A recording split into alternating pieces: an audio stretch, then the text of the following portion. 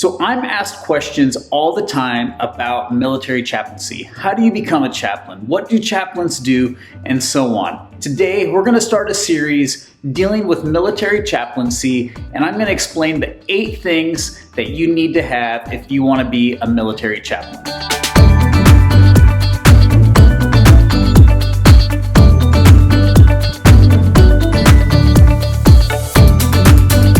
Hey everybody, Drew here. So thanks for tuning in today.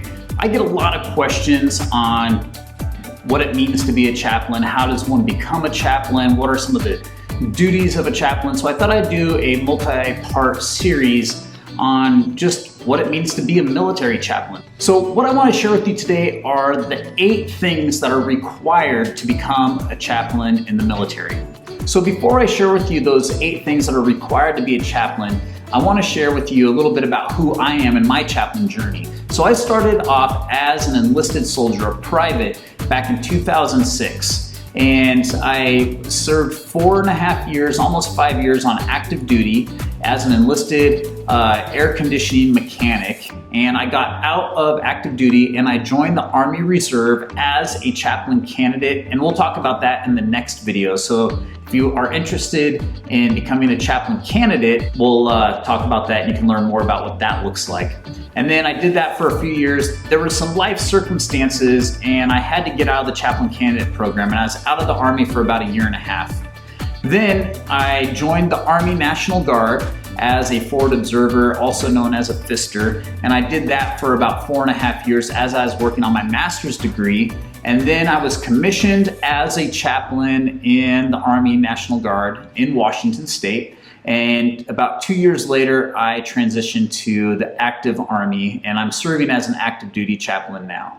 So in all, I have about 13 years of military service, and I've served in the Army Reserve, the Army National Guard, and active duty Army. So I can speak to a little bit to all of those things. I've been enlisted, I've been a chaplain candidate, and I've been a chaplain. Now, one of the things I want to caveat before I jump into this is that it's really important that you talk to a chaplain recruiter for the military branch that you are thinking of joining. I'm a chaplain, but I'm not the one that has the final say. And the requirements that I'm mentioning and things of that nature, the military has waivers for a lot of this stuff. So if I say something, you're like, oh man, that excludes me. What I want you to do is I want you to contact a recruiter, a chaplain recruiter, and see if that thing can be waived. So the first thing is you have to be within the right age bracket. The Army wants to make sure that you can still do Army stuff while still doing ministry. And so they have a certain age bracket that you have to fall in. You cannot be older than 42 at the time of your commissioning if you are going into active duty as a chaplain.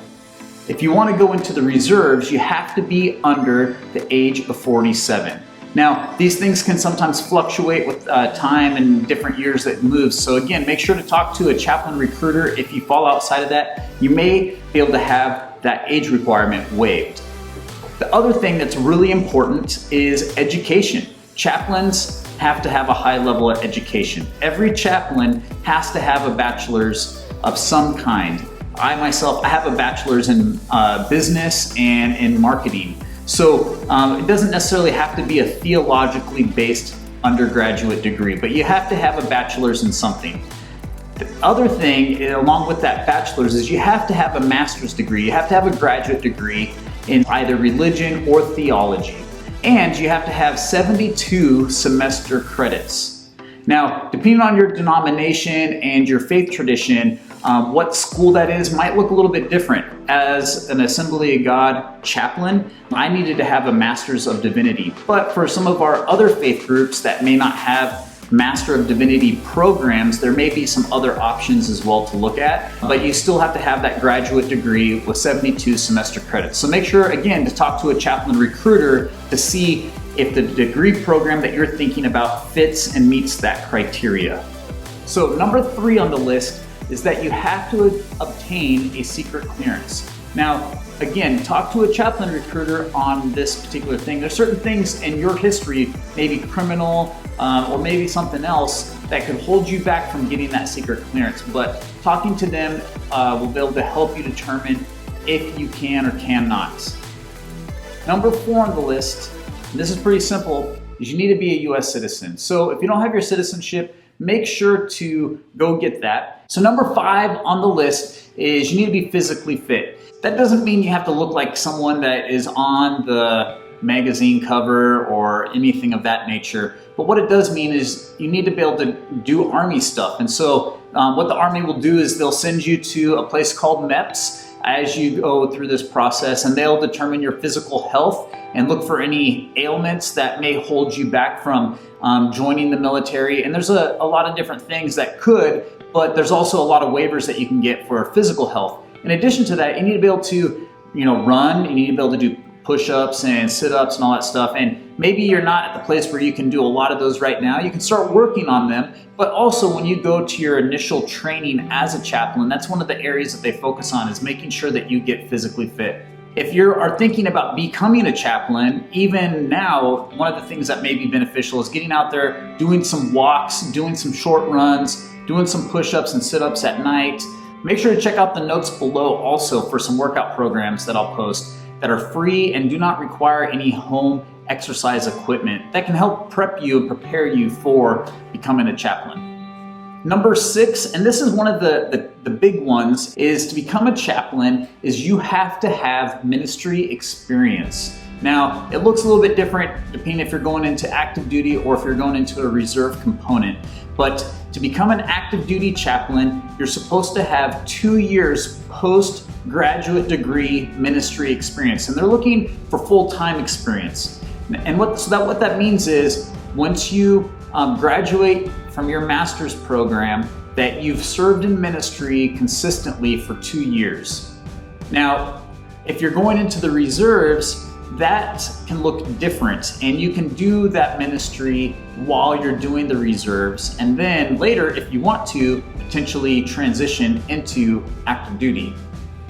Next on the list, and this one can be time consuming as well, is you need to be ordained and or endorsed. And what that means is there's a faith group out there that has to put their seal on you saying, yes, this person is qualified spiritually, maturity-wise, to be a chaplain in the armed forces. Now, the reason why I say this is time consuming is because different faith traditions have different requirements for ordination and endorsement. This is an outside entity that's saying that you're good enough or you're prepared to be a chaplain. From my own faith denomination, I'm an Assembly of God chaplain. You have to become ordained before you can apply for your endorsement. So for me, as an Assembly of God chaplain, I had to at first have 2 years of being a licensed minister before I could apply for ordination.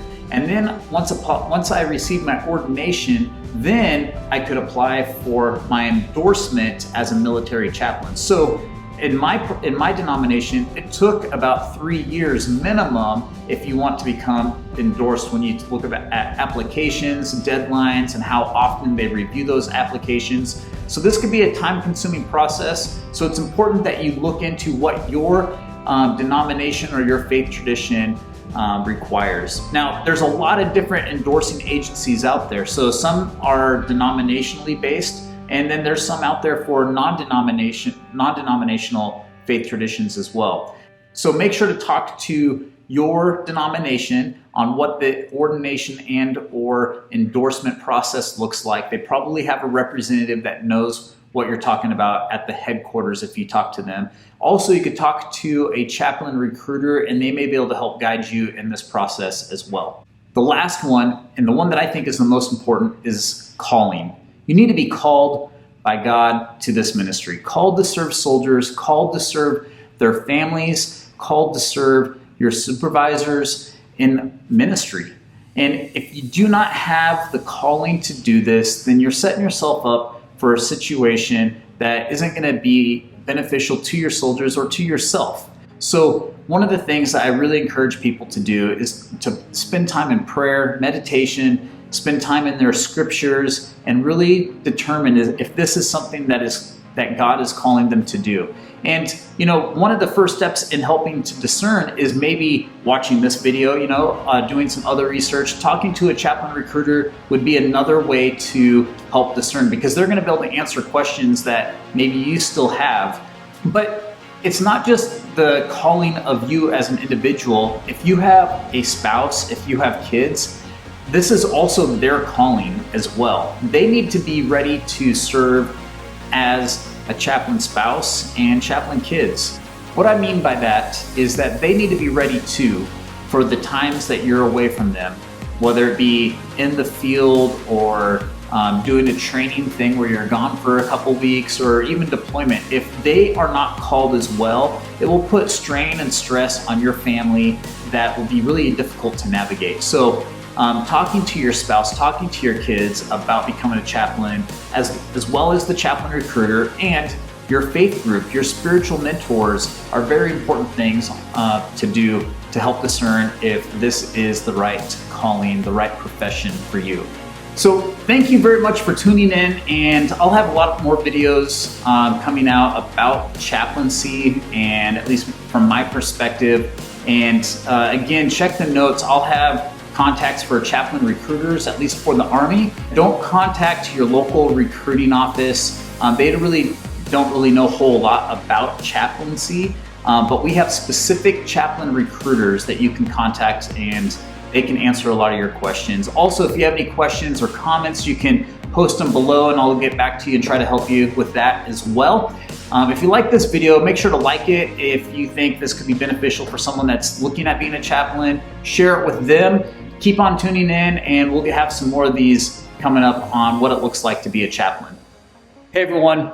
So there's one caveat I want to throw in there. One, I am not a chaplain recruiter, and two, what this video is not endorsed by the Chaplain Corps or the United States Army. It's just a way to assist you in discerning your call to chaplaincy. So make sure to contact the chaplain recruiter and get the most up-to-date details and information that's available. Have a great day. God bless.